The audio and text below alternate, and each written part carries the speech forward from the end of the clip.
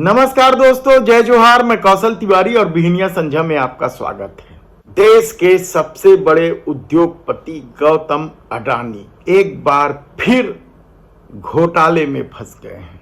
घोटाला क्या है? सीधे सीधे सरकार को चूना लगाना है। हिडनबर्ग की रिपोर्ट आने के बाद न तो गौतम अडानी का ही मुश्किल कम हो रहा है और न ही देश के प्रधानमंत्री नरेंद्र मोदी का। दरअसल ये रिश्ता क्या कहलाता है, यह सवाल इतना बड़ा हो चुका है कि देश के प्रधानमंत्री नरेंद्र मोदी भी अब बौखलाने लगे हैं। और शायद जिस गौतम अडानी को लेकर या हिडनबर्ग की रिपोर्ट को लेकर समूची मोदी सत्ता विपक्ष पर हमलावर थी, गौतम अडानी को पाक साफ बताते नहीं थकती थी। और अब चुनाव में देश के प्रधानमंत्री नरेंद्र मोदी ही कहने लग गए कि अडानी और अंबानी के पास भरपूर काला धन है और वे टेम्पो भर भर के कांग्रेस को पहुंचा रहे हैं, इसलिए कांग्रेस ने गौतम अडानी या अंबानी का नाम लेना बंद कर दिया है। तेलंगाना की धरती से पूछना चाहता हूं, जरा ये शाहजादे घोषित करें कि इस चुनाव में ये अंबानी अडानी से कितना माल उठाया है, काले धन के कितने बोरे भर करके रुपये मारे हैं, क्या टेम्पो भर करके नोटे कांग्रेस के लिए पहुंची है, क्या सौदा हुआ है।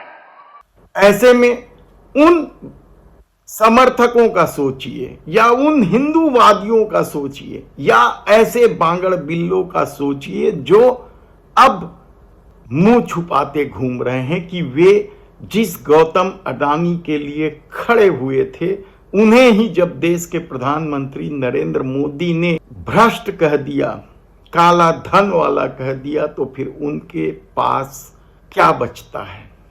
लेकिन लगता है कि यह मित्र प्रेम का सिलसिला थमने का नाम ही नहीं ले रहा है। और शायद यही वजह है कि कल दुनिया के सबसे बड़े अखबार 20 देशों से निकलते हैं, फाइनेंशियल टाइम्स ने एक रिपोर्ट प्रकाशित की कोयला घोटाले को लेकर। और गौतम अडानी पर कोयला घोटाले का आरोप पहली बार नहीं लगा है। खदानों को देने के मामले में हो या फिर दूसरे देशों से कोयला मंगाकर यहां के विद्युत कंपनियों को मनमाने कीमत पर यानी कई गुना कीमत वसूलने को लेकर गौतम अडानी हमेशा ही विवाद में रहे हैं। लेकिन इस बार जो विवाद है वह यह है कि घटिया क्वालिटी का कोयला नंबर 1 क्वालिटी के नाम पर विद्युत कंपनियों को खपाया गया, जिसके चलते न केवल विद्युत कंपनियों को नुकसान हुआ बल्कि पर्यावरण को भी नुकसान पहुंचा। क्योंकि घटिया दर्जे की कोयला यदि जलाई जाएगी बिजली उत्पादन के लिए तो ज्यादा जलाना पड़ेगा और उतना ही पर्यावरण को नुकसान होगा। इस पर कांग्रेस ने खुलकर मोदी सरकार पर हमला बोल दिया।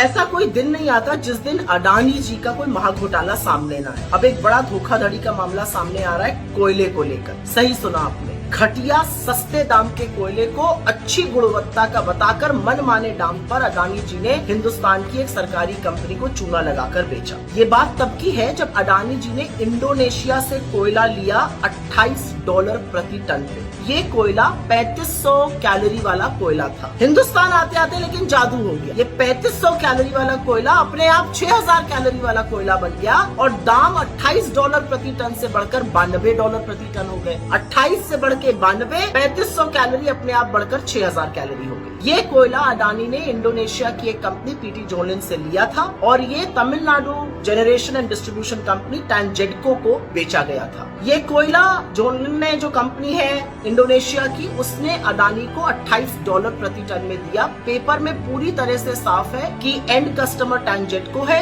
अडानी जो थे वो मध्यस्थता कर रहे थे। ये कोयला का जो बिल काटा गया ब्रिटिश वर्जिन आइलैंड में स्थित सुप्रीम यूनियन समूह के नाम। उसने सिंगापुर में बिल काटा अडानी के नाम और उस कोयले को 3500 कैलोरी का तो रहने दिया, लेकिन $34 प्रति टन दाम लगा दिया। अब यही कोयला जब तमिलनाडु पहुंचता है, भारत के छोर में आता है, तो अडानी जी इसको $92 प्रति टन और जादू से 6000 कैलोरी का बनाकर बेच देते हैं। करीब 3000 करोड़ रुपए का चूना लगाया उन्होंने भारत की एक कंपनी को। तो इस पूरे मामले में अडानी जी ने एक भारतीय कंपनी से, सरकारी कंपनी से धोखाधड़ी करी, राजस्व की चोरी की, बिजली के दाम बढ़ाए उपभोक्ताओं के लिए, क्योंकि महंगा कोयला आएगा तो महंगा जनरेशन होगा, महंगा डिस्ट्रीब्यूशन होगा। और यही नहीं, उन्होंने पर्यावरण के साथ साथ हिंदुस्तान के लोगों के स्वास्थ्य के साथ भी खिलवाड़ किया। करीब 22 लाख लोगों की हिंदुस्तान में वायु प्रदूषण से हर साल मौत होती है, जिसमें से ज्यादातर बच्चे। तो दिक्कत की बात यह है कि अडानी जी ये सब तब कर रहे हैं जो आपको रिन्यूएबल एनर्जी में एक बड़ा प्लेयर बनाने जा रहे हैं। ये अलग बात है कि कोयले की आयात करने वाली भारतीय समूह में से वो शायद एक या दूसरे नंबर पर होंगे। तो मोदी जी से कुछ सवाल है कि डायरेक्टरेट ऑफ रेवेन्यू इंटेलिजेंस को तो चलिए आपने छानबीन नहीं करने दी, संस्थाओं के आपने हाथ बांध दिए, आंखों पर पट्टी बांध दी, लेकिन अब क्या कीजिएगा? क्योंकि आप ही ने कहा है कि टेम्पो में भर भर कर काला धन बांटा जा रहा है। वो टेम्पो अडानी के पकड़े कब जाएंगे? और ये काले कोयले की जो काली चोरी थी, इसका क्या नतीजा है, ये देश जानना चाहता है। इसका अभिप्राय क्या है? इसका एक ही मतलब है कि गौतम अडानी के पास भरपूर काला धन है, जिसकी जानकारी देश के प्रधानमंत्री नरेंद्र मोदी को भी है। तब क्या घटिया कोयला सप्लाई का मामला तूल पकड़ेगा? क्या इस मामले की जांच होगी? यकीनन होगी।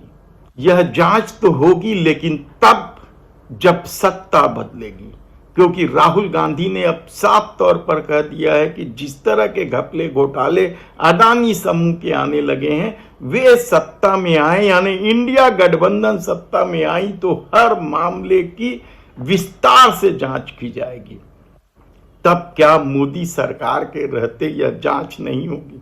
क्योंकि जिस तरीके से सिर्फ अडानी का नाम ले लेने से ही इस दौर में उन लोगों को प्रताड़ित किया गया, संसद की सदस्यता तक समाप्त करने की बात सामने आई है या आरोप लगे हैं मोदी सरकार पर, तब इस सत्ता के रहते तो अडानी समूह पर कोई कार्रवाई होगी या जांच भी होगी, कहना मुश्किल है।